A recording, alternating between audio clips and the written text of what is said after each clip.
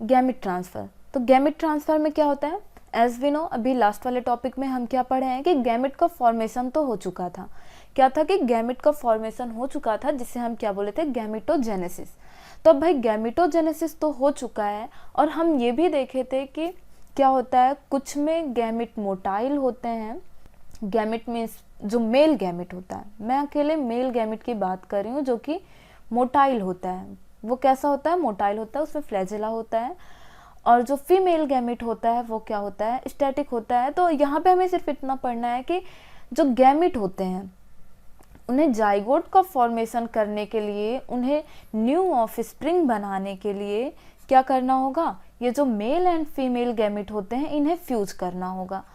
तो अभी हम देखते हैं, अब इन्हें फ्यूज करने के लिए ये जो देखिए क्या होता है, जाइगोट का फॉर्मेशन कब होता है, जाइगोट का फॉर्मेशन कब होता है, जब दो मतलब मेल गैमिट जो होता है एंड फीमेल गैमिट जो होता है, ये दोनों जब फ्यूज करते हैं तो क्या होता है, गैमिट जाइगोट का फॉर्मेशन होता है। तो जाइगोट के फॉर्मेशन के लिए, किसी भी न्यू ऑफस्प्रिंग के बनने के लिए जाइगोट का फॉर्मेशन जरूरी है। और जाइगोट के फॉर्मेशन के लिए क्या जरूरी है, female gamete and male gamete का फ्यूज होना। और फ्यूज होने के लिए क्या जरूरी है, जरूरी ये है कि ये जो फीमेल गैमिट है, as we know female gamete क्या होता है, स्टैटिक होता है, और मेल गैमिट मोटाइल होता है। तो ये जो मेल गैमिट है इसका ट्रांसफर होना जरूरी है।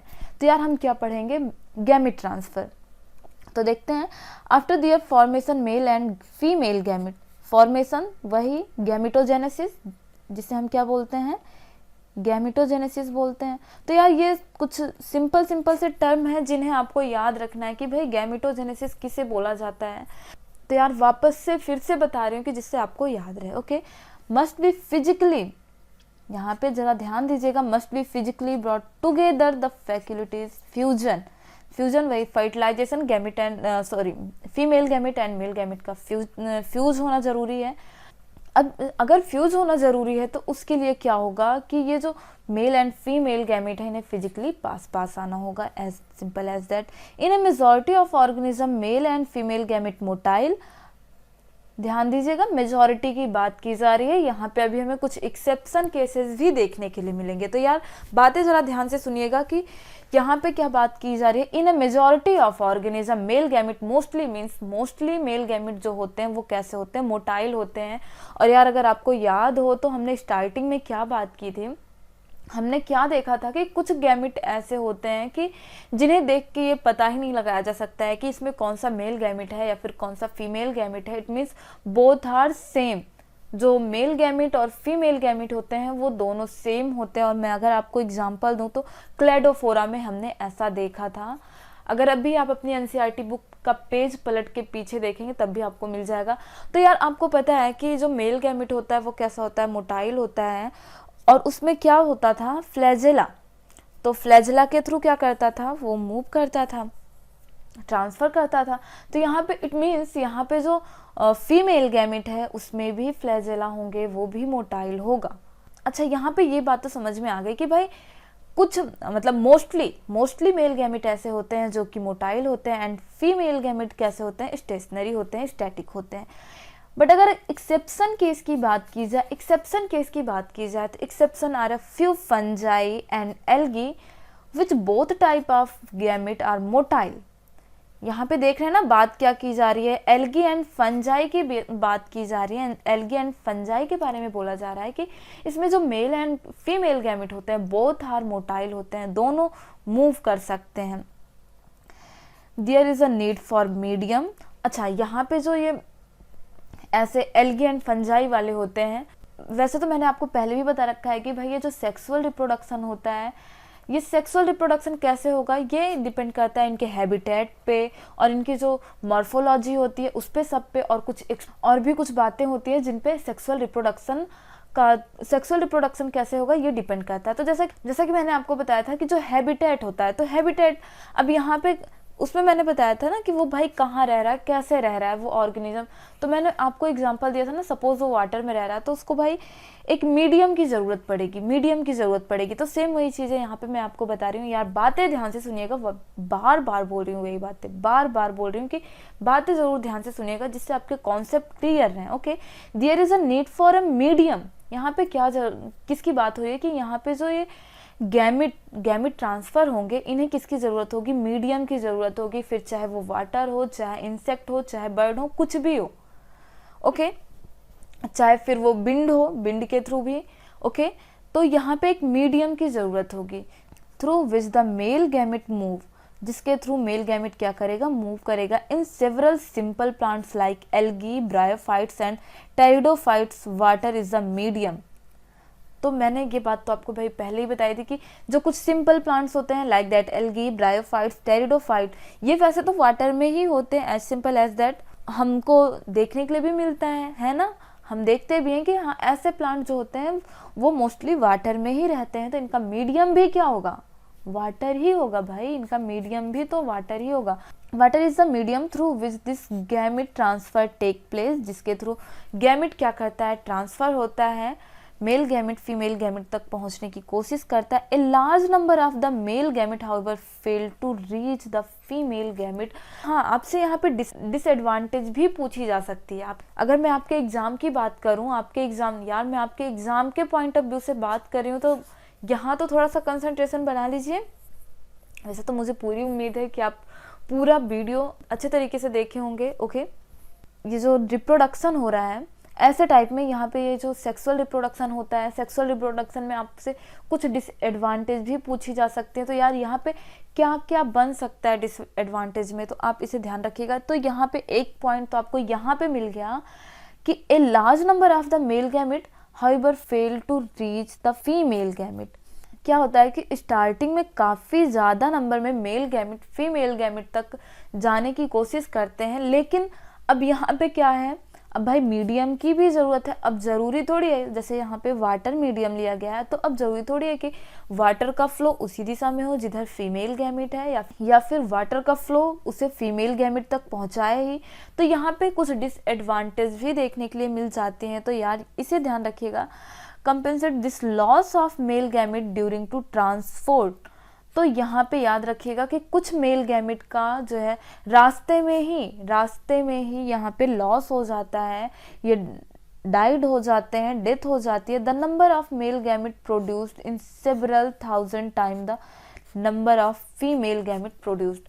तो इसीलिए इन्हें इतने ज़्यादा लार्ज नंबर में प्रोड्यूस किया जाता है कि क्योंकि पता होता है कि ये जो मेल गैमिट है, मेल गैमिट ज़रूरी नहीं है कि फीमेल गैमिट तक पहुंच ही जाए, एकदम एग्जैक्ट प्लेस तक पहुंच ही जाए। ओके यार, बातें समझ में आ रही हैं, आनी चाहिए। ओके, जो सीडेड प्लांट होते हैं, सीडेड प्लांट में क्या होता है कि जो पोलन ग्रेन होता है, पोलन ग्रेन मेल गैमिट का कैरियर होता है, एंड ओव्यूल के पास क्या होता है, एग होता है। Pollen grain produce the anther. मैं भी आपको डायग्राम में बना के दिखाती हूँ। पोलन ग्रेन के पास क्या होता है, एंथर होता है, and have been transferred to the stigma before it can lead to fertilization। ये क्या करता है कि जो फीमेल बॉडी होती है उसके पास क्या होता है, स्टिग्मा होता है। जो फीमेल गैमेट होता है उसके पास क्या होता है, स्टिग्मा होता है। कुछ ऐसे टाइप में, एकदम एग्जैक्ट डायग्राम तो नहीं बन पा रहा है यार, बट हाँ मैं बनाने की पूरी कोशिश कर रही हूँ। This is a female gamete जहाँ पे यहाँ पे ऐसे ओवरी होती है, एंड यहाँ पे क्या होता है, मैं आपको एंथर बना के दिखा रही हूँ, जो कि क्या है, ये दिस इज एंथर। ये क्या है, दिस इज, इसमें क्या होता है, मेल गैमिट होता है। तो यार मैंने आपको बताया ना कि जो सीडेड प्लांट होते हैं तो इसमें क्या होता है, पोलन ग्रेन होता है यार, और ये क्या होता है, ये बाइलोब्ड एंथर होता है। ये कैसा होता है, ये एंथर बाइलोब्ड, थोड़ा सा स्पेलिंग में मिस्टेक है तो आप ज़रा ध्यान दीजिएगा। ये कैसा है, बाइलोब्ड एंथर है। तो इसमें क्या होता है, पोलन ग्रेन होता है, और जैसा कि मैंने आपको अभी बताया कि पोलन ग्रेन क्या होता है, मेल गैमिट को कैरी करता है, एंड यहाँ पे क्या होता है, स्टिग्मा। ओके, तो ये जो पोलन ग्रेन होता है, मेल गैमिट होता है, ये पोलन ग्रेन यहाँ पे आता है, और फिर उसके बाद यहाँ पे थोड़ी देर बाद ये जो फीमेल गैमिट है, फीमेल गैमिट क्या है, इसके पास एग है, तो फिर ये जो नैरो नेक लाइक स्ट्रक्चर है, इसके थ्रू ये मेल गैमिट यहाँ एग के पास तक आ जाता है और फिर क्या होता है, फ्यूजन करता है, फर्टिलाइजेशन करता है। ओके, इन बाइसेक्सुअल, अब भाई बाइसेक्सुअल तो आपको अच्छे से पता होना चाहिए कि बाइसेक्सुअल क्या है। Okay, in bisexual self fertilization plant that is piece transfer of pollen grain. Okay, तो अब यहाँ पे आपको बाइसेक्सुअल मीन्स तो पता ही है कि बाइसेक्सुअल क्या होता है यार, वही हर्माफ्रोडाइट। बाइसेक्सुअल मीन्स क्या होता है, male gamete and female gamete किसी एक इंडिविजुअल के पास ही हो। बातें समझ में आ रही है, मेल और फीमेल गैमिट दोनों किसी एक ही बॉडी के पास हो। अच्छे से समझ में आ रहा है ना? हाँ, आना चाहिए। ओके, और यहाँ पे आपके पास अच्छा अच्छा एग्जाम्पल भी तो दिया गया है, that is piece transfer of pollen grains. तो यहाँ पे जो है, जो अभी मैंने आपसे बात की कि कुछ डिसएडवांटेज भी होती हैं सेक्सुअल रिप्रोडक्शन के, तो यहाँ पे जैसा कि अभी आपने देखा था कि मीडियम की ज़रूरत होती थी, तो वहाँ पे काफ़ी ज़्यादा कॉम्प्लिकेशंस होती थी कि वाटर का फ्लो कैसा है, विंड का फ्लो कैसा है, मेल गैमिट फीमेल गैमिट तक ज़रूरी नहीं है कि पहुँच ही जाए, है ना, हमें मीडियम की ज़रूरत होती थी।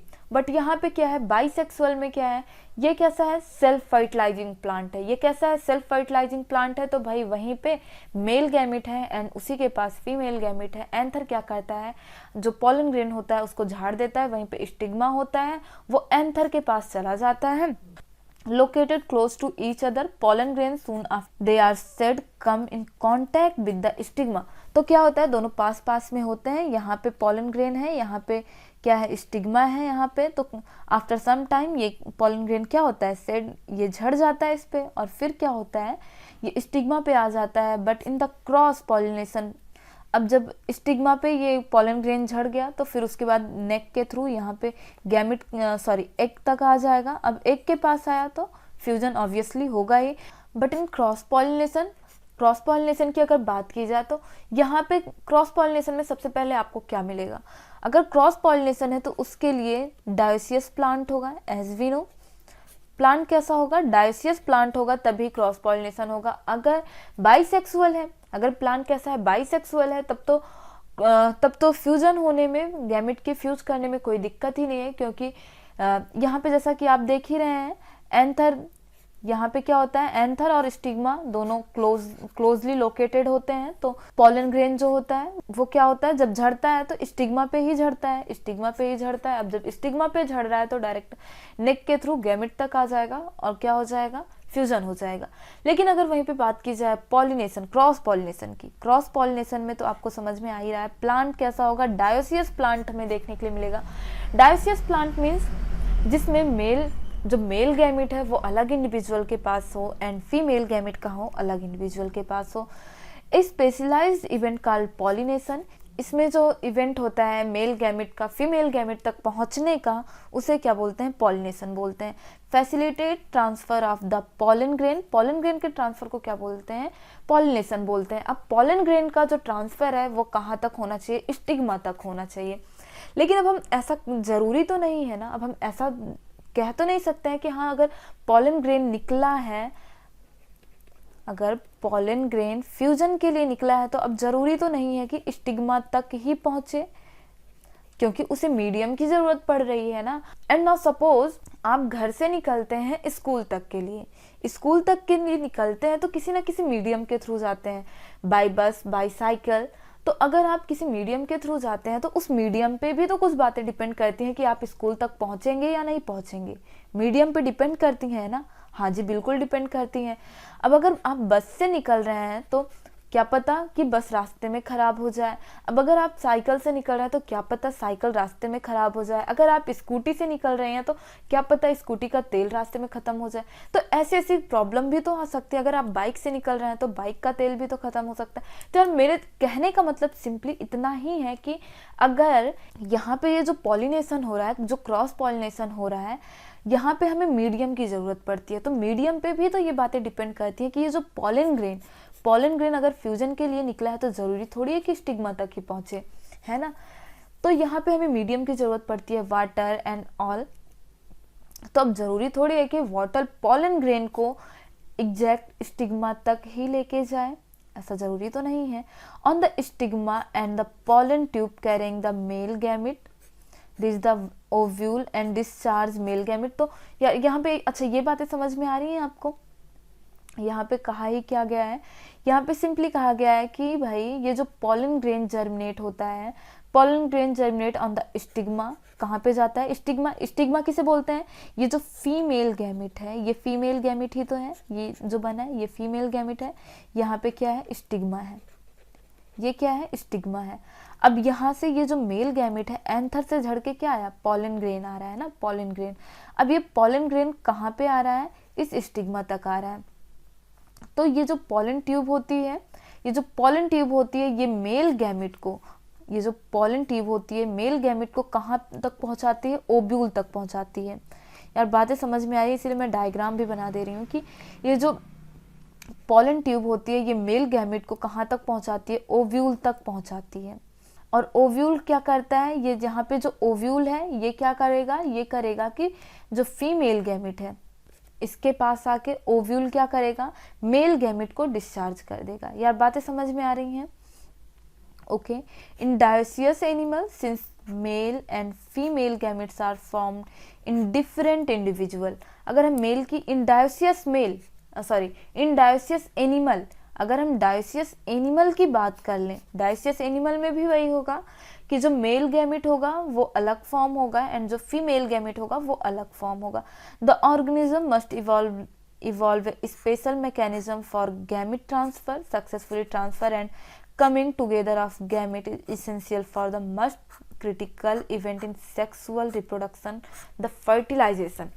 तो यार आपको बात समझ में आ रही है कि यहाँ पे जो डायोसियस एनिमल है या फिर जो डायोसियस प्लांट है, तो इसमें मेल गैमेट का फीमेल गैमेट तक पहुँचना, मेल गैमेट का फीमेल गैमेट तक पहुँचना काफ़ी ज़्यादा क्रिटिकल इवेंट होता है इन सेक्सुअल रिप्रोडक्शन। ओके यार, होप है आपको यहाँ पे सारी बातें क्लियर होंगी। And now we are talk to about fertilization. अभी तक देखिए हमने क्या पढ़ लिया है कि भाई गैमेटोजेनेसिस हो गया, हम अभी तक क्या पढ़ लिए, गैमेटोजेनेसिस हो गया। अच्छा गैमेटोजेनेसिस, आप जरा बताइए एक बार, गैमेटोजेनेसिस क्या होता है, गैमेट का फॉर्मेशन है ना। और फिर उसके बाद क्या हो गया, गैमेट का ट्रांसफर भी हो गया, गैमेट का फॉर्मेशन हुआ है एंड गैमेट का ट्रांसफर हो गया। अब अगर गैमेट का ट्रांसफर हो गया तो हम यही एस्पेक्ट करेंगे कि male gamete exact female gamete तक पहुंच गया है। अब क्या होगा, फर्टिलाइजेशन होगा। अब फर्टिलाइजेशन मीन्स आप समझ रहे हैं, फर्टिलाइजेशन मीन्स मेल गैमेट का फीमेल गैमेट से फ्यूज करना, मेल गैमेट का फीमेल गैमेट से फ्यूज करना। This term is known as fertilization and also fusion. Okay, the most vital event of sexual reproduction, मैं इसका कलर चेंज कर लूँ, the most vital event of sexual reproduction in perhaps of fusion of gamete. अच्छा, इस process को क्या बोलते हैं, this process is called as syngamy. अच्छा, जब सिनगैमी होता है, जो ये प्रोसेस है फ्यूजन, फर्टिलाइजेशन, सिनगैमी जो भी कह लो आप, तो ये जो प्रोसेस है, इस प्रोसेस के रिजल्टेंट हमें क्या मिलता है, इस प्रोसेस के रिजल्टेंट हमें मिलता है एक डिप्लॉयड जाइगोट। बातें समझ में आ रही हैं। अच्छा, अभी तक ये जो आपका गैमेट यहाँ से वहाँ तक चला आ रहा था, दुनिया भर का हम जो पढ़ रहे थे ये गैमेट के बारे में, गैमेट कैसा था, हैप्लॉइड था गैमेट, है ना। गैमेट कैसा था, हैप्लॉइड था। तो यार अभी यहाँ पे आपको एक बात समझ में आ रही होगी कि ये जो मेल गैमेट है, यहाँ पे गैमेट ही तो देखे थे हम, और यहाँ पे क्या था, फीमेल गैमेट था, बोथ आर हैप्लॉइड। तो अब ये दोनों जब फ्यूज होके साथ में आ जाएंगे तो ये डिप्लॉयड होएगा कि नहीं होगा, जी बिल्कुल, है ना। बातें समझ में आ रही हैं। The term fertilization is also often use to this process. The term syngamy and fertilization are frequently use to the interchangeably. तो यार वो सब बातें सिंपल हैं, ये आपको समझ में भी आ रहा होगा, इसमें कोई बहुत बड़ी बात तो कही नहीं गई है। However, it has to be mentioned here that in some organism like rotifers, honeybee and even some lizard and birds में कौन सी बर्ड, टर्की। तो इसमें मैं आपको बताऊं कि जो फीमेल गैमेट होता है, जो फीमेल गैमेट होता है वो क्या करता है, डायरेक्टली जाइगोट में कन्वर्ट हो जाता है। बातें समझ में आ रही है। तो यार इसका जो जाइगोट होगा वो कैसा होगा, हैप्लॉइड होगा, as simple as that. Okay, क्यों, क्योंकि ये डायरेक्ट फीमेल गैमेट से किस में फॉर्म हो जा रहा है, जाइगोट में। अच्छा, यहाँ पे मैं आपको एक बात और बताऊं कि अगर फीमेल गैमेट से डायरेक्ट जाइगोट का फॉर्मेशन अगर हो जा रहा है, फीमेल गैमेट से अगर डायरेक्ट जाइगोट का फॉर्मेशन हो जा रहा है, उसमें किसी भी फ्यूजन की जरूरत नहीं पड़ रही है, तो उसे हम क्या बोलेंगे, पार्थेनोजेनेसिस बोलेंगे। हम उसे क्या बोलेंगे, पार्थेनोजेनेसिस बोलेंगे। यार सिंपल सी बातें हैं। अभी सेम ऐसे ही हमें एक वर्ड और मिलेगा देखने के लिए, पार्थेनोकार्पी देखने के लिए मिलेगा। तो देखिए पार्थेनोजेनेसिस किसे बोलते हैं, form of the new progeny without fertilization. मैं आपके लिए यहाँ पे लिख देती हूँ, form of the new progeny without fertilization, लिख लीजिएगा। और हाँ, ऐसा होता किस में है, तो as simple as that turkey, male honey bee, ध्यान रखिएगा मेल हनी बी जिसका क्रोमोसोम नंबर कितना होता है, 16 होता है। मेल हनी बी की बात हो रही है ओनली एंड ओनली, और जो इसका फीमेल गैमेट होता है ना, उसमें 32 क्रोमोसोम्स होते हैं, 32। यहाँ पे पेयर होते हैं, और यहाँ पे कितने क्रोमोसोम, 16 क्रोमोसोम, और यहाँ पे 32 क्रोमोसोम। याद रखिएगा, आपके एग्जाम में ये भी पूछा जा सकता है कि अगर जो ये मेल गैमेट है इसके पास, मतलब जो पार्थेनोजेनेसिस वाला हनी बी का मेल हनी बी है, मीन्स जो मेल हनी बी है उसमें 16 क्रोमोसोम है, तो उसमें जो फीमेल गैमेट है उसमें कितने क्रोमोसोम नंबर होंगे, तो याद रखिएगा ऑलवेज 32। ओके, और मैं आपको क्या एग्जांपल दे रही थी पार्थेनोजेनेसिस का, तो पार्थेनोजेनेसिस में एक तो क्या हो गया, turkey is a bird, male honey bee and rotifers some lizards. तो ऐसे कुछ अच्छे एग्जाम्पल हैं जो कि याद रखिएगा। ये सारे एग्जाम्पल किसके हैं, पार्थेनोजेनेसिस। एंड पार्थेनोजेनेसिस मीन्स आप क्या समझते हैं, form of the new progeny without fertilization. यार बातें समझ में आई। और मैंने आपसे बोला ना कि अभी सेम वर्ड हमें ऐसा कुछ और देखने के लिए मिलेगा, पार्थेनोकार्पी। क्या देखने के लिए मिलेगा, पार्थेनोकार्पी। तो पार्थेनोकार्पी में क्या होता है, पार्थेनोकार्पी सेम इसी पार्थेनोजेनेसिस के जैसा है। पार्थेनोजेनेसिस में क्या होता है, न्यू प्रोजेनी का फॉर्मेशन होता है, विदाउट फर्टिलाइजेशन। एंड पार्थेनोकार्पी की अगर बात कर लें तो पार्थेनोकार्पी में क्या होता है, the production of fruit without fertilization. यहाँ पे क्या होता है, production of fruit without fertilization. तो यार ये बातें याद रखिएगा, बिकॉज ऑफ काफ़ी ज़्यादा इम्पॉर्टेंट है। तो यार पार्थेनोजेनेसिस क्या है, आपके दिमाग में बैठ गया, हाँ जी, ओके। उसके बाद आगे चलते हैं, देखते हैं। In most aquatic organism such as a majority of algae and fishes as well as amphibians. अच्छा, मैं आपसे यहाँ पे एक बात करूँ, वाटर का एम्फीबियंस किसे कहा जाता है, वाटर का amphibians as we know bryophyta को बोला जाता है। हमने बात कर ली है इसके बारे में। ब्रायोफाइट्स को क्या बोला जाता है, वाटर का एम्फीबियंस बोला जाता है। ओके, तो यहाँ पे हम क्या बात कर रहे थे, मैं थोड़ा सा कलर चेंज कर लूँ। तो यहाँ पे हम बात कर रहे थे, in most aquatic organism such as majority of algae, fishes as well as amphibians, syngamy occur in the external medium water. तो यार यहाँ पे एक बात आप समझ रहे हो कि ये जो एक्सटर्नल, यहाँ पे जो ये सिंगेमी है आउटसाइड ऑफ द बॉडी, ये जो सिंगेमी होती है, सिंगेमी जो होती है वो कहाँ पे होती है, इसके लिए मीडियम की ज़रूरत होती है। और यार अगर मीडियम की ज़रूरत पड़ रही है तो ये फर्टिलाइजेशन कैसा होगा, आउटसाइड ऑफ बॉडी होगा। मैंने आपको पहले भी बोला है कि जो सेक्सुअल रिप्रोडक्शन होता है इसमें क्या होता है कि हैबिटेट पे कुछ बातें डिपेंड करती हैं, इसके रिप्रोडक्शन में बॉडी की मॉर्फोलॉजी पे डिपेंड करती है। तो ये सारी बातें आपको पता होनी चाहिए। तो मैंने वहाँ पे भी आपको बताया था कि जैसा कि मैंने आपको बताया कि इनकी मॉर्फोलॉजी कैसी है, इनका इंटरनल स्ट्रक्चर कैसा है। तो ये जो है क्या करते हैं कि ये इनकी जो फीमेल बॉडी होती है, जो इनकी जो फीमेल होती है, यहाँ पे आप देख रहे हैं ना, जो ये कुछ एक्वेटिक ऑर्गेनिज्म आपको देखने के लिए मिल रहे हैं, तो इनकी जो फीमेल होती हैं ये क्या कर देती हैं, एग को ले कर देती हैं इन वाटर। तो यहाँ पे जैसे मीडियम की बात की जा रही है एक्सटर्नल मीडियम में, तो ये एग को वाटर में ले कर देती हैं। तो यहाँ पे क्या होता है कि फर्टिलाइजेशन जो होता है वो आउटसाइड ऑफ बॉडी होता है, तो उसे हम क्या बोलते हैं, एक्सटर्नल फर्टिलाइजेशन बोलते हैं। बातें समझ में आ रही होंगी आपको। तो यार बात समझ में आ रही है, एक्सटर्नल फर्टिलाइजेशन किसे बोलते हैं, जहाँ पे फ्यूजन आउटसाइड ऑफ बॉडी हो। The type of gametic fusion is called external fertilization outside the body of the organism exhibiting external fertilization, so great synchrony between the sexes and release the large number of gametes into the surrounding medium of water in order to enhance the changes of syngamy. तो यार आपको यहाँ पे भी वही सारी चीज़ें देखने के लिए मिल रही होंगी कि यहाँ पे भी जो है जो ऑर्गेनिज्म होते हैं, जो ऑर्गेनिज्म एक्सटर्नल फर्टिलाइजेशन पे यहाँ पे ग्रेट सिंक्रोनी देखने के लिए मिलती है। किसके किसके बीच सिंक्रोनी देखने के लिए मिलती है यार, ये जो काफ़ी ज़्यादा यहाँ पे ये हो रखा है, मैं इसे हटा देती हूँ तो फिर एक बार हम अच्छे से देखते हैं। यहाँ पे जो हमें ग्रेट, मैंने आपको बताया ना, ग्रेट सिंक्रोनी देखने के लिए मिलती है। किसके किसके बीच में? सेक्सेस और किसके बीच में? Large number of gametes into surrounding medium of water in order the enhance of change of syngamy. तो आगे क्या है? This happens in the bony fishes and frogs where a large number of offspring are produced. A major disadvantage is the offspring are vulnerable and predators threatening their survival up to adulthood।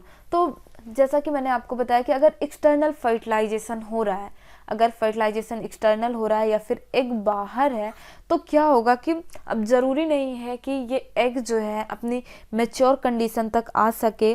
क्या होता है कि यहाँ पे काफ़ी ज़्यादा predators होते हैं जो कि एग को पता चलता है कि पहले ही खा जाते हैं, या फिर एग बाहर हैच आउट भी हो सकता है। Hatch out means hatch out होने से पहले उसे बाहर क्षति भी पहुँच सकती है। तो यार यहाँ पे काफ़ी ज़्यादा डिसएडवांटेज भी देखने के लिए मिलती हैं। तो यहाँ पे ये जो एग है प्रीडेटर्स की वजह से सरवाइव कर पाना इनका बहुत ही ज़्यादा मुश्किल हो जाता है और अडल्टहुड तक पहुंच पाना काफ़ी ज़्यादा मुश्किल है। तो आप खुद ही सोचिए कि अगर बाहर, बॉडी के बाहर अगर एग का ग्रोथ हो रहा है, जो एम्ब्रियो है उसका बॉडी के बाहर ग्रोथ हो रहा है, तो वो उतना ही ज़्यादा हार्मफुल है। अगर हम बात करें in many terrestrial organism belonging to fungi, higher animals such as reptile, birds, mammals, and in a majority of plants, bryophytes, pteridophytes, gymnosperm, and angiosperm, syngamy occur inside the body of the organism. Hence, the process is called internal fertilization। तो देखिए यहाँ पे जो fertilisation होता है internal fertilisation होता है, क्योंकि इनकी बॉडी का जो स्ट्रक्चर है वो कुछ ऐसा है कि उसमें इंटरनल फर्टिलाइजेशन हो सके। In all this organism egg is formed inside the female body. तो ऐसे जितने भी ऑर्गेनिज्म होते हैं इनमें जो एग होता है वो फीमेल की बॉडी के इनसाइड होता है। तो वहाँ पे फ्यूजन भी कैसा होगा? मेल गैमेट फीमेल गैमेट के बॉडी तक आएगा। तो वहाँ पे उसकी बॉडी के अंदर फीमेल गैमेट जो होगा, जैसे कि यहाँ पे आप एग्जांपल देख रहे हैं ना, जो एंजियोस्पर्म है, ब्रायोफाइट्स है, जिम्नोस्पर्म है, टेरिडोफाइट्स है, एंड सम हायर प्लांट है, सम हायर एनिमल्स हैं, जिनमें क्या होता है बॉडी के अंदर फर्टिलाइजेशन होता है। तो बॉडी के अंदर फर्टिलाइजेशन कैसे होता है? बिकॉज ऑफ जो फीमेल गैमेट होता है वो बॉडी के अंदर होता है। तो ये जो मेल गैमेट होता है, सॉरी यहाँ पे फीमेल नहीं, यहाँ पे ये जो मेल गैमेट होता है, तो इसको फर्टिलाइजेशन करने के लिए फीमेल गैमेट की बॉडी के अंदर तक आना होता है। और यहाँ पे ऊपर हमने क्या देखा? एक्सटर्नल, ये तो बात रही इंटरनल फर्टिलाइजेशन की, और हमने एक्सटर्नल फर्टिलाइजेशन में क्या देखा? हमने एक्सटर्नल फर्टिलाइजेशन में ये देखा कि जो फीमेल गैमेट थी, जो फीमेल थी वो अपने गैमेट को अपनी बॉडी के बाहर रिलीज कर दे रही थी। तो जो मेल गैमेट था उसे भी बॉडी के बाहर फ्यूज कर देता था। तो यहाँ पे ये जो अगर बॉडी के बाहर इस गैमेट का ग्रोथ हो रहा है तो इसके सरवाइव करने के चांसेस कम है as compare to internal fertilization वाले गैमेट के। बातें समझ में आई? यहाँ पे क्या कहा जा रहा है? Egg is formed inside the female body where they fuse with the male gamete. In organism exhibiting internal fertilization, the male gamete is motile and has to reach the egg order to fuse with it. तो यहाँ पे क्या होता है? जो male gamete होता है वो कैसा होता है? मोटाइल होता है। और उसके पहले हमने क्या देखा था कि कुछ ऑर्गेनिज्म के मेल एंड फीमेल गैमेट ऐसे होते हैं जो कि बोथ आर मोटाइल होते हैं, जिन्हें देख के हम ये अंदाज़ा नहीं लगा सकते हैं कि कौन सा मेल गैमेट है एंड कौन सा फीमेल गैमेट है। और यहाँ पे क्या होता है कि जो मेल गैमिट होता है वो कैसा होता है, मोटाइल होता है, एंड जो फीमेल गैमिट होता है, जो एग होता है, वो स्टैटिक होता है, एंड हैज़ टू रीच, ये मेल गैमिट मोटाइल होता है तो क्या करता है, एग तक पहुंचता है और क्या करता है, फ्यूज करता है। In these even though number of sperm produce in very large number, अगर हम ह्यूमन की ही बात कर लें तो क्या होता है कि जो स्पर्म होते हैं वो काफ़ी ज़्यादा नंबर में रिलीज़ होते हैं, 200 से 300 मिलियन तक। और वहीं पे अगर हम बात कर लें एग की बात कर लें ह्यूमन में ही, तो एग कितने प्रोड्यूस होते हैं, वो number of egg, some number of egg produce होते हैं इन, अगर बात कर ली जाए तो 1 या 2। In seed plants however the non motile male gamete are carried to female gamete by pollen tube. तो यहाँ पे जैसा कि हमने कुछ में देखा था जो कि कैसे थे, डायोसियस थे भाई, डायोसियस थे। तो उनमें क्या था कि माना कि मेल गैमेट मोटाइल नहीं था, मेल गैमेट मोटाइल नहीं था, लेकिन वो क्या करता था कि जो पॉलन ट्यूब थी, पॉलन ट्यूब के through male gamete female gamete तक कैरी करता था। ओके, अभी हम क्या पढ़ते हैं, पोस्ट फर्टिलाइजेशन पढ़ते हैं। ओके, और यहाँ पे आपने ये देखा ही कि क्या होता है, जो स्पर्म होते हैं वो काफ़ी ज़्यादा लार्ज, मतलब लार्ज नंबर में, काफ़ी ज़्यादा नंबर में प्रोड्यूस होते हैं। और अगर फीमेल गैमेट की बात कर लीजिए, अगर हम ह्यूमन बॉडी में ही बात कर लें तो एक मेंस्ट्रुअल साइकिल के दौरान केवल और केवल एक गैमेट का ही फॉर्म होता है, वो भी दोनों ओवरी क्या करती हैं, अल्टरनेट काम करती हैं। देखिए जैसा कि अगर ह्यूमन की बात कर ली जाए, ह्यूमन फीमेल की, तो 2 ओवरी होती हैं, 2 ओवरी होती हैं, तो एक मेंस्ट्रुअल साइकिल के दौरान एक ही ओवरी काम करती है, एंड सेकेंड मेंस्ट्रुअल साइकिल के दौरान ये ओवरी काम करेगी, तो दोनों ओवरी अल्टरनेट काम करती हैं। ओके, चलते हैं आगे। तो आगे हम क्या देखते हैं, post fertilization. Post fertilization means आप समझ रहे हैं, पोस्ट फर्टिलाइजेशन, देखिए हमने क्या पढ़ा, प्री फर्टिलाइजेशन पढ़ा। प्री फर्टिलाइजेशन में हमने क्या क्या पढ़ा, हमने पढ़ा gametogenesis, gamete transfer pre fertilization में। और इसके पहले जस्ट अभी हम पढ़ के आ रहे हैं fertilization, fertilization is also event. और उसके बाद अभी हम क्या पढ़ते हैं, पोस्ट फर्टिलाइजेशन मीन्स फर्टिलाइजेशन के बाद अब भाई क्या हो रहा है, फर्टिलाइजेशन के बाद क्या हो रहा है वो पढ़ते हैं। तो फर्टिलाइजेशन के बाद हमें क्या क्या पढ़ना है, फर्टिलाइजेशन के बाद अभी हमें पढ़ना है जाइगोट के बारे में, फिर उसके बाद पढ़ेंगे एम्ब्रियो के बारे में, embryogenesis. Okay, event in the sexual reproduction after the formation of zygote is called post fertilization, as simple as that. ये बातें आपको समझ में आ रही होंगी। The zygote formation of diploid zygote is universal in all sexually reproducing organism. तो जैसा कि मैंने आपको बताया कि जितने भी ऑर्गेनिज्म सेक्सुअली रिप्रोड्यूस होते हैं ये कैसे होते हैं, डिप्लॉयड होते हैं। ये जाइगोट कैसे होते हैं, डिप्लॉयड होते हैं, means to in organism with external fertilization zygote is form in the external medium usually water, whereas the both exhibiting internal fertilization zygote is formed inside the body of organism। लेकिन यार बात समझ में आ रही है यहाँ पे क्या कहा जा रहा है, in organism with external fertilization zygote is form in the external medium. Obviously अगर जो फर्टिलाइजेशन हो रहा है, फर्टिलाइजेशन फीमेल बॉडी के बाहर हो रहा है तो जाइगोट का फॉर्मेशन कहाँ होगा। अगर फर्टिलाइजेशन बाहर हो रहा है तो जाइगोट भी तो वहीं पे होगा। अगर दोनों गैमिट, अगर चाहे फीमेल गैमिट हो या मेल गैमिट हो, अगर वो एक्सटर्नली फ्यूज कर रहे हैं तो जाइगोट का फॉर्मेशन कहाँ होगा, एक्सटर्नल होगा।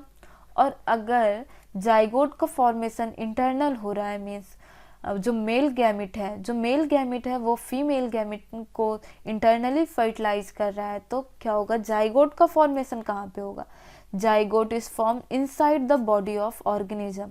जाइगोट का फॉर्मेशन कहाँ होगा, ऑर्गेनिज्म की बॉडी के अंदर होगा। यार बातें समझ में आ रही हैं। Further development of the zygote depend on the type of life cycle the organism has and the environment it is exposed. In organism belonging to fungi and algae, zygote develop a thick wall that is resistant to dissociation and damage. In organisms belonging to fungi and algae, zygote develop a thick wall to the resistant dissociation and damage. तो यार वो बात तो सही है कि अगर zygote का डेवलपमेंट हो रहा है तो उसके चारों ओर एक थिक वॉल होगी जिससे वो डैमेज ना हो। In undergoes a period of rest before germination. यहाँ पे क्या होता है, वो कैसे भी गैमेट हो, जाइगोट के डेवलपमेंट के बाद क्या होता है, एक रेस्ट पीरियड होता है जहाँ पे क्या होता है, ये वॉल जर्मिनेट होती है। In organism with haplontic life cycle as you have read in class 11th। यहाँ पे क्या होता है, ये ऑर्गेनिज्म कैसे होता है, हैप्लॉन्टिक लाइफ साइकिल के। Zygote divides by meiosis of form haploid spore that grow into haploid individual. यहाँ पे आपको कुछ बातें समझ में आ रही हैं। यहाँ पे देखिए क्या होगा, अगर n नंबर ऑफ क्रोमोसोम है पेरेंट के ऑर्गेनिज्म में, तो ये कैसे क्या डिवीजन करेंगे, माइटोसिस डिवीजन करेंगे, और ये क्या फॉर्म करेंगे, n नंबर क्रोमोसोम ही फॉर्म करेंगे। तो यहाँ पे वही बातें तो बोली जा रही हैं कि zygote divides by meiosis to form haploid spore that grow into haploid individuals. यहाँ पे ये, और क्या होगा अगर मियोसिस की बात कर ली जाए, तो ये क्या कर रहा है, अगर मियोसिस डिवीजन कर रहा है, मियोसिस कर रहा है, तो ये कैसा स्पोर का फॉर्म करेगा, हैप्लॉइड स्पोर। ये क्या फॉर्म करेगा, हैप्लॉइड स्पोर। ओके यार, होप है आपको बातें समझ में आ रही होंगी। आगे चलते हैं। Zygote, zygote is the vital link that ensure continuity of species between organism of one generation to the next. Every sexually reproducing organism include human beings begin life as a single cell, the zygote। देखिए क्या होता है कि जो एक generation से next generation में जाने का जो बिगिनिंग होता है, जो लाइफ का बिगिनिंग होता है, वो क्या होता है, the cell of the zygote. तो यहाँ पे जैसा कि मैंने बताया कि जाइगोट क्या होता है, एक बिटर लिंक होता है किसका और किसका, एक इंश्योर करता है, बिटर लिंक को इंश्योर करता है continuity of species between organism के एक जनरेशन से नेक्स्ट जनरेशन को। और जैसा कि मैंने बताया इस नेक्स्ट जनरेशन का जो इन लाइफ का इनिशियली स्टेज होता है, जो सिंगल सेल होता है, वो क्या होता है, जाइगोट होता है। एंड यार अब हम बात करते हैं किसके बारे में, एम्ब्रियोजेनेसिस के बारे में बात करते हैं। एम्ब्रियोजेनेसिस, अच्छा जैसे भी मेरे मुंह से एक वर्ड निकला गैमेटोजेनेसिस, तो यार वो तो आपको पता ही होगा गैमेटोजेनेसिस क्या होता है। गैमेटोजेनेसिस जैसे वैसे एम्ब्रियोजेनेसिस, तो आपने गैमेटोजेनेसिस में पढ़ा था कि भाई गैमेट का फॉर्मेशन क्या कहलाता है, गैमेटोजेनेसिस। और सेम वही है embryogenesis refers to the process of development of embryo, as simple as that. और एम्ब्रियो कहाँ से फॉर्म होता है, embryo form the zygote. Embryo कहाँ से फॉर्म होता है, zygote. During embryogenesis zygote undergo cell division. इसमें क्या होता है, जाइगोट में क्या होता है, सेल डिवीजन होता है। और यहाँ पे याद रखिएगा कौन सा कैसे टाइप का सेल डिवीजन होता है, माइटोसिस होता है। तो यार मैंने आपको बताया था कि माइटोसिस कैसा डिवीजन है, माइटोसिस में कैसा डिवीजन होता है, माइटोसिस में यार इक्वल डिवीजन होता है। एंड मियोसिस में क्या होता है, रिडक्शनल डिवीजन होता है। यार बातें समझ में आनी चाहिए को। माइटोसिस एंड सेल डिफरेंशिएशन, हाँ ये क्या करता है, माइटोसिस डिवीजन करता है, सेल डिवीजन। ये जो सेल डिवीजन होता है, ये माइटोसिस जब डिवीजन करेगा, ये माइटोसिस टाइप का डिवीजन करेगा, तो इसमें क्या होगा, सेल का रिडक्शन नहीं होगा। बातें समझ में आ रही है यार आपको। यहाँ पे 2n है तो 2n से 2n बनाएगा, ये 2n से 2n बनाया, 2n से 2n बनाया, 2n से 2n बनाया, ऐसे करके ये बनाता चला गया। ये 2n ऐसे मेनी टाइम ऐसे। ये जो एम्ब्रियो है, ये एम्ब्रियो के टाइम की मैं बात कर रही हूँ, ध्यान रखिएगा। ये सेल डिवीजन कब हो रहा है, एम्ब्रियो के टाइम पे हो रहा है। और कैसा डिवीजन हो रहा है, मैं वापस से बोल रही हूँ, माइटोसिस डिवीजन हो रहा है। अगर मियोसिस होता तो क्या होता, ये भाई यहाँ पे सेल कम हो जाती, यहाँ पे अगर मियोसिस डिवीजन हो रहा होता तो यहाँ पे केवल n नंबर बचता। अब जब n नंबर बचता तो फिर आगे ये सेल डेवलप कैसे करती, एम्ब्रियो का डेवलपमेंट कैसे करती, सेल डिफरेंशिएशन। तो हाँ मैं आपको यहाँ पे बता रही थी कि ये जो ऐसे डिवाइड करते चली गई, ये सारी सेल डिवीजन करती चली गई, तो फिर ये सेल क्या करती हैं, फिर उसके बाद अलग अलग डिफर हो जाती हैं, ये आपस में कहती हैं अपना मॉडिफाइड हो जाती हैं पर्टिकुलर टिश्यू में। ये जो है ये सारी सेल मिलके पर्टिकुलर टिश्यू बना लेती हैं, अलग अलग टिश्यू, ये अपना टिश्यू बना ली। तो यहाँ पे अगर ऐसे टिश्यू का फॉर्मेशन हो गया, तो ये टिश्यू बोला कि चलो भाई हम कोई और ऑर्गेनिज्म हार्ट बना लेते हैं, मतलब ऐसे करके ऑर्गन भी बनते चले गए। ये हार्ट बना लिया, ये लीवर बना लिया, ऐसे करके ये लीवर बना लिया, ये स्टमक बना लिया। तो ऐसे करके ये सेल डिवाइड होती चली गई, सेल से टिश्यू का फॉर्मेशन होता चला गया है एंड टिश्यू से ऑर्गन का फॉर्मेशन होते चला गया। बातें समझ में आ रही हैं आपको? यार बिल्कुल आनी चाहिए। ओके, तो देखिए यहाँ पे हम क्या पढ़ रहे थे, यहाँ पे देखिए सेल डिवीजन, माइटोसिस टाइप का सेल डिवीजन हुआ, तो फिर उसके बाद क्या हुआ, सेल डिफरेंशिएशन हुआ। सेल का डिफरेंशिएशन कैसे हुआ यार? जैसा कि अभी हम देखें, सेल का differentiation first of all tissue के फॉर्म में हुआ, फिर टिश्यू किस में डिफरेंशिएशन हुआ, ऑर्गन में हुआ। टिश्यू किस में डिफरेंशिएशन हुआ, टिश्यू का ऑर्गन में हुआ।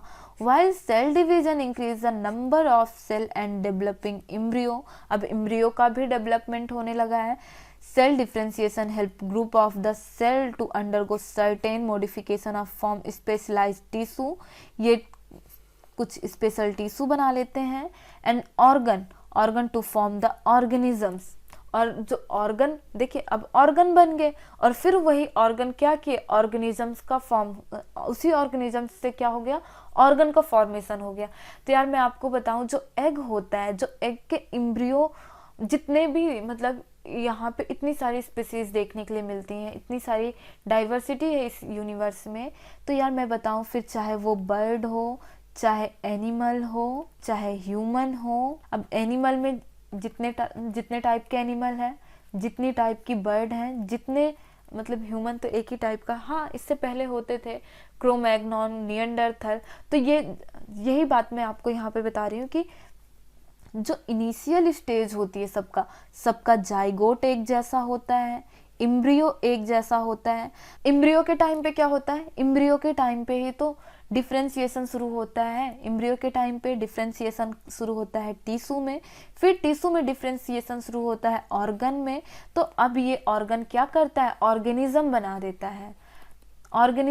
देता है। तो जैसा स्पीसीज होगा, जैसा मतलब कि ऑर्गेनिज्म होगा, जिस स्पीसीज का ये ऑर्गेनिज्म होगा, इसका पेरेंट जो होगा, जिस स्पीसीज का होगा, वैसे टाइप का ही इसका जाइगोट तो सबका एक ही जैसा रहेगा, लेकिन वैसे टाइप का ही इस एम्ब्रियो में जो टिश्यू होगा, जो डिवीजन होगा, जो सेल डिवीजन होगा, वैसे ही होगा। और फिर उसके बाद वैसे ही टिश्यू का डिफरेंशिएशन होगा, वैसे ही ऑर्गन का डिफरेंशिएशन होगा।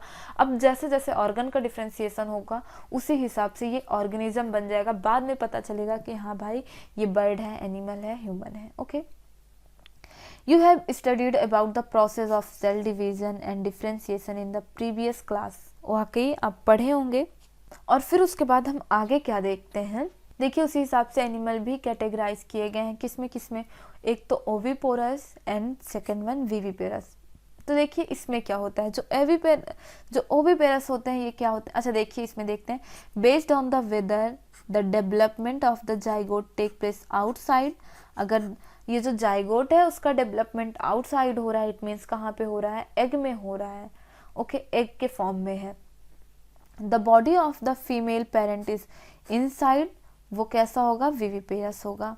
Okay, whether they lay fertilize unfertilized egg or give birth to young ones in oviparous animal like reptiles and bird. Okay, बातें समझ में आ रही हैं आपको। ये जो ओविपेरस होता है ये क्या होता है, बॉडी के बाहर इसका फर्टिलाइजेशन होता है। वेदर दे ले फर्टिलाइज्ड या फिर अनफर्टिलाइज्ड एग हो, दोनों क्या करते हैं, न्यू वंस को जन्म देते हैं, न्यू यंग वंस को। इन ओविपेरस, अगर ओविपेरस की बात कर ली जाए तो कौन कौन से एनिमल्स आते हैं, रेप्टाइल्स, बर्ड। आप बर्ड्स को देखते हो ना, एग ले आउट करती हैं, एंड जो रेप्टाइल्स होते हैं उसमें भी यही देखने के लिए मिलता है। The fertilized egg covered by hard calcareous shell, ये जो किसकी बनी होती हैं, हार्ड कैलकेरियस सेल की बनी होती है। इसमें कैल्शियम ज़्यादा होता है, ये काफ़ी ज़्यादा हार्ड होती हैं, तो जिसकी वजह से इसके अंदर जो जाइगोट होता है, जो एम्ब्रियो होता है, वो अच्छे से डेवलप हो सके और बाहर से जो है जल्दी से इसे चोट ना पहुंचाई जाए, बाहर से जल्दी से इसे चोट ना पहुंच पाए। ओके, लेकिन हाँ फिर भी ये मतलब सेफ तो नहीं है, because of the laid in the safe place in the environment. ये इन्वायरमेंट में उतना ज़्यादा सेफ नहीं है जितना मतलब कि ऑर्गेनिज्म की बॉडी के अंदर सेफ है। After a period of incubation young ones hatch out. तो क्या होता है कि जब अगर एम्ब्रियोजेनेसिस भी कंप्लीट हो जाता है तो ये एग क्या होता है, हैच आउट होता है और क्या होता है, ऑफस्प्रिंग बाहर आ जाती है। ऑन द अदर हैंड दूसरी तरफ क्या होता है, ये जो विविपेरस होते हैं, ये in the viviparous animal majority of mammals include human beings, जिसमें ह्यूमन बींग्स भी इंक्लूड है। तो यहाँ पे हमें क्या देखने के लिए मिलता है कि जो जाइगोट होता है उसका डेवलपमेंट कहाँ होता है, वो young ones inside the body of female organism. जो फीमेल ऑर्गेनिज्म होता है वो क्या करती है, जो फीमेल ऑर्गेनिज्म होती है वो जो जाइगोट होता है, जाइगोट को इनकी बॉडी का जो स्ट्रक्चर ही कुछ ऐसा होता है कि अपनी बॉडी के अंदर जो जाइगोट होता है उसको अच्छे से डेवलप कर देती हैं। ओके, तो after attaining a certain stage of growth, तो ये कुछ एक मतलब कि after attaining certain stage of growth, तो ये क्या करती हैं कि एक एग्जैक्ट टाइम लेती हैं, एक एग्जैक्ट टाइम होता है कि जिसमें क्या होता है कि ऑफस्प्रिंग बाकायदा ग्रो कर जाए, जो न्यू ऑफस्प्रिंग है वो ग्रो कर जाता है, और फिर क्या होता है, the young ones are delivered out of the body by female organism. अगर फीमेल ऑर्गेनिज्म की बॉडी में ये ग्रो कर रहा है तो फीमेल ऑर्गेनिज्म की बॉडी के बाहर ही निकाला जाएगा female. Okay, because of proper embryonic care and, तो यहाँ पे मैं आपको बताऊं कि देखिए, जैसा कि मैंने आपको पहले भी बोला है कि अगर ये एक्सटर्नली, मतलब कि अगर बॉडी के बाहर एग में माना कि हार्ड कैलकेरियस सेल के अंदर जाइगोट का डेवलपमेंट हो रहा है, बट यार यहाँ पे क्या हो रहा है कि यहाँ पे जैसे कि मेमल्स की बात कर ली जाए तो इसमें क्या होता है, जो ह्यूमन फीमेल्स होती हैं ये अपनी बॉडी के अंदर जाइगोट को डेवलप करवाती हैं, तो ये काफ़ी ज़्यादा केयरफुल है, इसमें अच्छे से केयर, यहाँ पे भी देख लीजिए आपकी एनसीईआरटी बुक में भी लिखा गया है, because of proper embryonic care and protection, यहाँ पे अच्छी खासी प्रोटेक्शन भी मिलती है, the chances of survival of young ones is greater than viviparous organism. यहाँ पे क्या होता है कि जो जाइगोट होता है, जो एम्ब्रियो होता है, जो न्यू ऑफस्प्रिंग होती है, उसके सर्वाइव करने के चांसेस ज़्यादा हो जाते हैं as compare to oviparous. Okay यार, बातें समझ में आ रही हैं। इन फ्लावरिंग प्लांट, अगर फ्लावरिंग प्लांट में बात की जाए तो the zygote is formed inside the ovule. Flowering plant पे जाइगोट का डेवलपमेंट कहाँ पे होता है, ओव्यूल के अंदर होता है। After fertilization the sepal, petal and stamens of the flower wither and fall off. Fertilization के बाद क्या होता है कि जो सेपल, पेटल और फ्लावर ये सब क्या होते हैं, झड़ जाते हैं, और फिर उसके बाद क्या होता है कि ये यहाँ पे देखिए, the pistil however remain attached to the plants. जो पिस्टिल होती हैं यही अकेले बची होती हैं, और क्या होता है, जो जाइगोट होता है, और जो ये जाइगोट होता है, जाइगोट डेवलप हो जाता है एम्ब्रियो के फॉर्म में, एंड ओव्यूल डेवलप हो जाता है as a seed and ovary. अगर ओवरी की बात कर ली जाए तो ओवरी कौन सा पार्ट है जो कि हम खाते हैं, फ्रूट में कन्वर्ट हो जाता है। बात किसकी की जा रही है, आप देख पा रहे हैं, यहाँ पे बात की जा रही है इन फ्लावरिंग प्लांट। ओके, याद रखिएगा, बात किसकी की जा रही है, फ्लावरिंग प्लांट में। तो यार यहाँ पे ये आपसे ज़रूर पूछा जाएगा आपके एग्जाम में कि क्या किस में कन्वर्ट हो जाता है, तो याद रखिएगा जाइगोट किस में कन्वर्ट हो जाता है।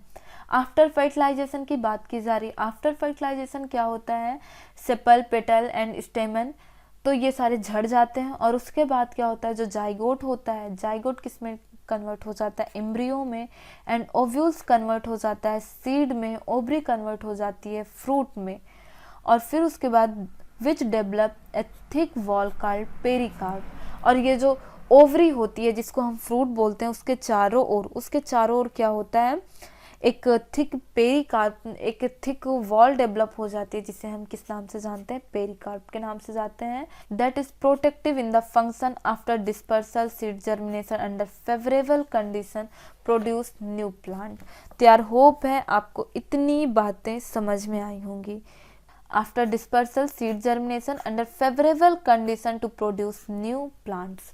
तो यार इसी के साथ ये चैप्टर होता है आपका ख़त्म, एंड होप है आपको सारी बातें समझ में आई होंगी। और यार अगर आपको वीडियो अच्छा लगा है तो वीडियो को लाइक करिए, और हाँ, अगर आपको सारी बातें समझ में आई हैं, आपको वीडियो कैसा लगा आप हमें कमेंट बॉक्स में ज़रूर बताइएगा यार, जिससे मुझे भी अच्छा लगता है कि हाँ, जो बातें मैं बता रही हूँ लोगों को समझ में आ रही है, स्टूडेंट्स को समझ में आ रही है। है ना। तो यार आप कमेंट बॉक्स में ज़रूर बताइएगा कि आपको वीडियो कैसा लगा, and if you want to more videos so friends like and subscribe m.m education YouTube channel, and thank you for watching this video. Bye bye, मिलते हैं नेक्स्ट वीडियो में। ओके।